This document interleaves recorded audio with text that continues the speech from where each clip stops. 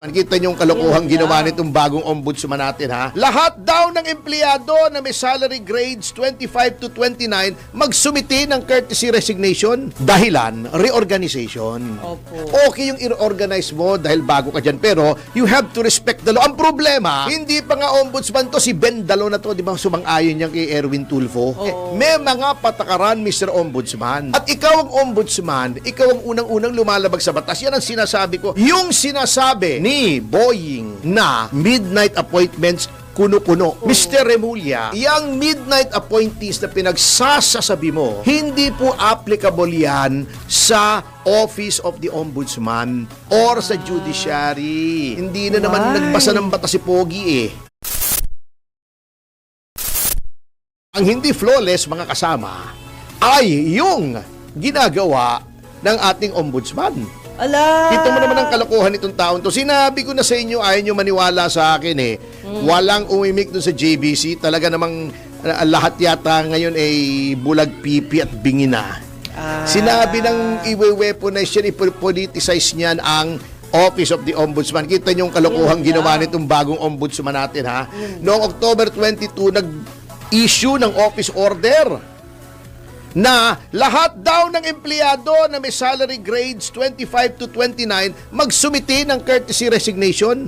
Bakit ba itong administrasyon na ito napakahilig sa resignation? Oh, mali yun. Natatandaan mo, di ba, noong si Abalos ay bago-bago, pinag-resign yung mga colonel, mga general. Pinag-resign. Ano bang problema ninyo? Hindi nyo ba alam yung security of tenure provision ng Constitution?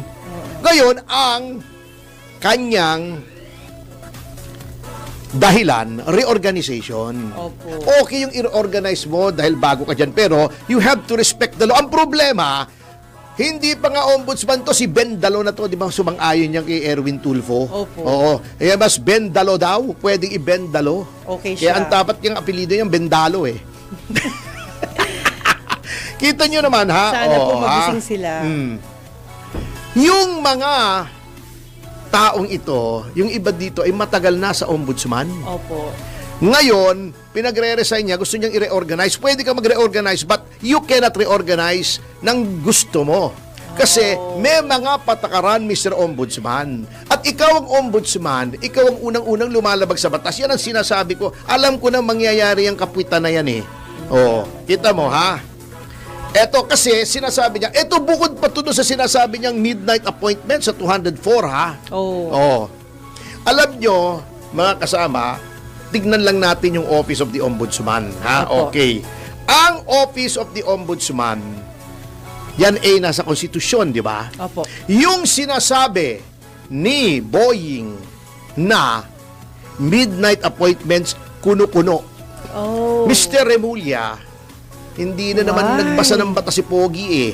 Oh, di ba? Wala pa siyang advisor hanggang ngayon? Alam niyo po, yung midnight appointees na pinagsasasabi mo, hindi po applicable yan sa Office of the Ombudsman or sa Judiciary. Ha? O kasi merong judicial independence, may independence din ang ombudsman para sa kaalaman ng lahat.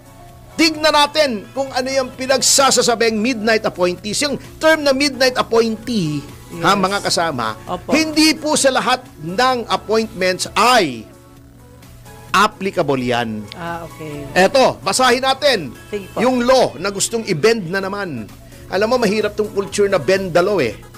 Nga na itong ating administrasyon ay ginagawa ngayon. Okay, ha? Tignan natin. Huwag na kayong maniwala sa akin. Ito, ha, tingnan natin. Article 7, Section 15 ng Saligang Batas. Opo. Yan. Ito, ha. 2 months immediately before the next presidential elections and up to the end of his term. Ibig sabihin, okay, ha? 2 buwan bago ng eleksyon para sa Pangulo. Opo. Yung noong 2022, ang eleksyon sa Pangulo ay May, di ba? 2022. Yes. And up to the end ng term ng Pangulo, yung last elections, yung prohibition doon would refer to President Duterte. Okay. Okay. 2 months before May at hanggang noon of June 30, Opo. 2022, A president or acting president shall not make appointments. Hindi ka pwede mag-appoint except temporary appointments to executive positions when continued vacancies therein will prejudice public service or endanger public safety. Ayun. Yun. Hindi ka pwede mag-appoint pag paalis ka na sa termino mo, 2 months before May. So March, hindi ka na pwede. Opo. Hanggang June, hindi ka na pwede mag-appoint. Yan ang midnight appointment. But take note, ito po ay nasa Article 7. Ha? Ano yung Article 7 pag tinignan nyo ang ating konstitusyon? The Executive Department. Kasi Section 6 yan, Legislative Department. Okay. Section 7, Executive Department. Ha? Opo. Ang Section 8 ay Judicial Department. Sunod-sunod yan, 6, 7, 8. Okay. Therefore, may principle sa batas. Ha? Opo. Inclusio unius es exclusio alterius. If you include some, you exclude the others. Anong nakalagay dito? A president or acting president. May nakita ka bang ombudsman dyan? Wala. Diba? Bakit?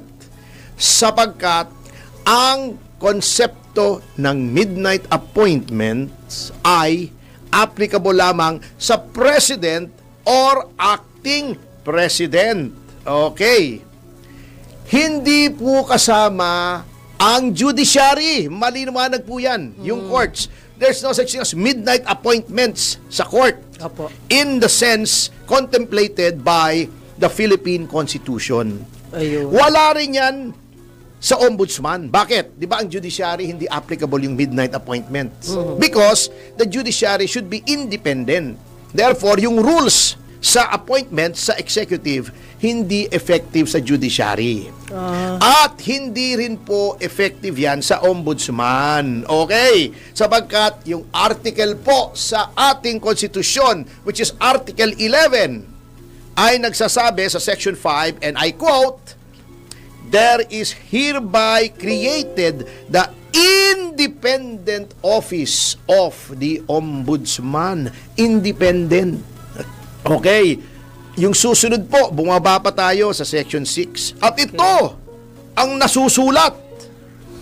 The ombudsman shall have the power to appoint his officials and employees. Okay, siya nag-appoint.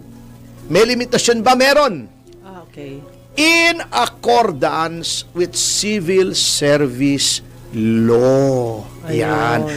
Wala pong nakalagay dyan na time limit kung saan hindi ka pwedeng mag-appoint. Ayun. Nasa Section 7 lamang po yung hindi pwedeng mag-appoint from March to June nung pagpatapos na ang term ng presidente or acting president. Halimbawa, nabakante yung presidente, naging presidente yung vice president. Opo. Or for naka-leave yung presidente. Hindi pala yung nabakante kasi magiging totoong president yun eh. Opo. Halimbawa, acting president, if for some reason, temporarily, hindi maka-discharge yung presidente, acting, covered din siya nung prohibition. Okay. Wala pong nakalagay dito. Therefore, kung hindi bawal, pwede. Anong limitasyon lamang? Katulad ng sinabi po natin, civil service law. Yan. Mayroon na pong mga kasong pinagdesisyonan dyan. Dito sa Castro, De Castro versus Judicial and Bar Council. Opo. Ha? Kung saan may nag-appoint na tinatawag na noon ay sabi nila midnight appointment daw sa Supreme Court. Sinabi na ng Supreme Court that the term midnight appointment does not apply to the judiciary. Okay? Opo. Hindi po kasama sa judiciary. Therefore, hindi rin po kasama ang ombudsman dyan. Kasi katulad ng judiciary, independent din ang ombudsman. Ayun. Ngayon, the question remains, yun bang mga inappoint na yon ay saklaw ng civil service? Ang sagot ay oo. Bakit? Dapat. Tinalakay na po natin yan. Yun pong 204 na kine-question na midnight appointments. Yan po ay dumaan sa proseso. Noong 2024, nag-request ang Office of the Ombudsman. Opo. Inaprubahan ng DBM. Ang nag-staffing niyan ay ang Civil Service Commission. Yung mga in-appoint, inassure na civil service eligibles. Diba? May civil service eligibility. Nag-exam po yan. Hindi naman basta sinabing, eligible ka na. Di ba merong second grade, may first grade, oo, na civil service eligibility. Yan po ay mayroong proseso. At lahat po yan ay dumaan sa proseso. Hindi lang kung sinong pinili ng dating ombudsman, ini-mini, mini mo, ikaw na. Kailangan sundin po yung qualification. Kung abogado, siyempre, dapat abogado, dapat pasado sa bar, dapat walang kaso. Di ba? Oo. Yun namang ibang pinagre-resign na hindi kasama rito, yan pong ginagawa ni Remulla ay labag sa konstitusyon. Bendalo na naman yan eh. Ha? At yung sinasabi ni Remulla noon, eto parang ruler, ibibend mo without breaking it. You're already breaking it. You're not just bending it. Yung bending nga masama na. Yung breaking pa. Ito ha. Tignan natin yung probisyon ng ating saligang batas sa civil service. Okay. Ito po ang ating mababasa sa Article 9-B, Section 2, Paragraph 3 ng ating saligang batas. Hindi lang batas saligang batas ang binebreak ng ombudsman. Okay. At aking sasabihin sa inyo, mga kapatid. Sige po.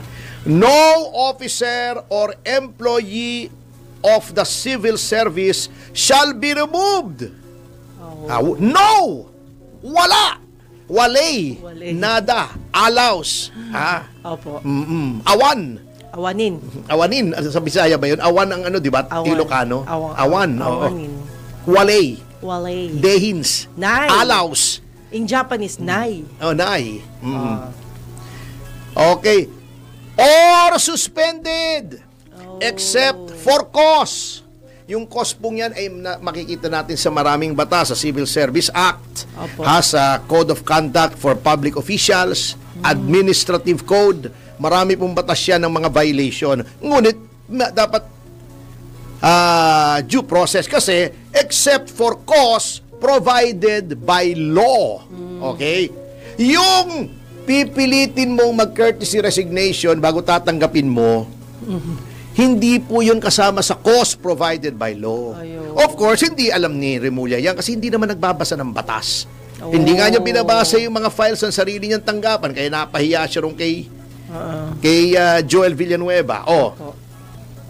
Kapag ikaw ay inappoint na sa isang posisyon sa gobyerno nang naaayon sa civil service rules at ang plantilla position mo ay permanent kasi may mga posisyon na contractual. 'Di ba? Merong yung job order, yung casual ang tawag nila. Casual. Hindi po kasama 'yon. Yung permanente at itong mga nasa salary grade 25 to 29 na pinagre-resign, pinipilit mag-resign ay mga permanent. Okay. Sabi dito sa kaso na Bores versus Court of Appeals. Madiing inilatag ng ating kataas-taasang hukuman ang reglamento na an appointment duly approved by the Civil Service Commission cannot be withdrawn merely because a new head of office disagrees with it. Dahil hindi ka sang-ayon sa mga in-appoint na dati, hindi mo pwedeng tanggalin yon. Okay. Only proof of fraud or violation of law can justify its cancellation. Anong violation of law doon sa appointee ni Ombudsman Martires? Anong violation of law doon sa mga matatagal na na mga empleyado dyan? Yan. Protektado po yung mga yan. Okay. Sinabi naman po sa kasong Rabor versus Civil Service Commission na yung pinagsasasabing kapwitan nitong si Remulla na courtesy resignation ay walang epekto kung unless ito ay voluntary. Ang nangyayari rito, Parang binabraso pananakot eh. binabraso Pananakot, di ba? Huwag kayong matakot kay Remulla sapagkat kayo'y protektado ng batas, mga kasama dyan sa ombudsman.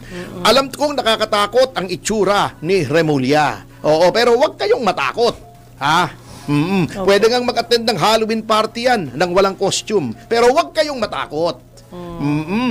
Ha? Sapagkat ang mga empleyado ng ombudsman ay mga civil service appointees. Ha?